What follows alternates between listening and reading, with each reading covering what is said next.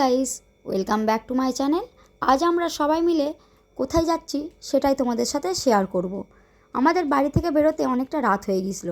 এখন ঘড়িতে বাজে 12টা 10। আমাদের আমতার খর্দ অঞ্চলে অবস্থিত তুলসীবেড়িয়ার কালী পুজো, সেটাই দেখতে চলে এসেছিলাম আমরা সবাই মিলে।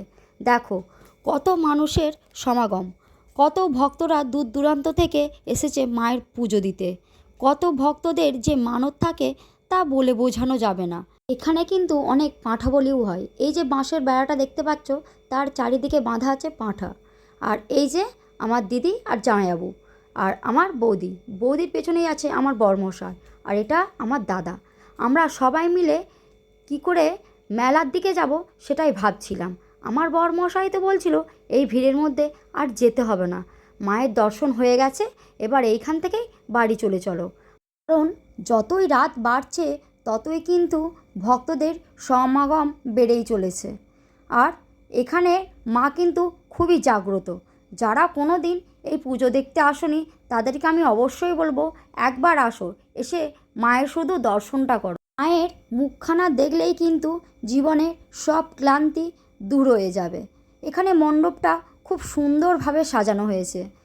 এখানে যে দাদা ভাইয়েরা পুজো কমিটিতে আছে তাদেরকে জানাই অসংখ্য ধন্যবাদ। তো যে চেনা পরিচিত মানুষের সাথে দেখা হয় তার নেই ঠিক, ভিড়ের কারণে কথা বলার সুযোগটুকু পাই না। আর এই যে আমরা তিনটে জুড়ি মিলে চলে এলাম মেলার দিকে। চারিদিক দেখতে দেখতে আমরা এবার চলে যাব দোলনার দিকে। দেখো এখানে নানান ধরনের দোলনা আছে, বাচ্চাদের বড়দের। আমার কিন্তু নাগরদোলনায় চাপতে প্রচণ্ড পরিমাণে ভয় পাই।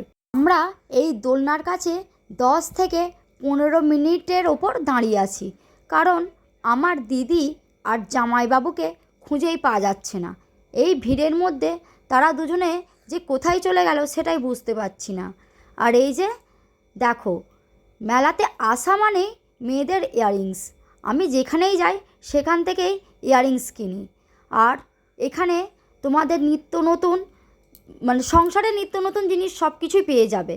আর এই মেলাটা প্রায় 1 সপ্তাহ ধরে থাকে। আর গল্প করতে করতেই আমরা চলে যাচ্ছি বাড়ির উদ্দেশ্যে।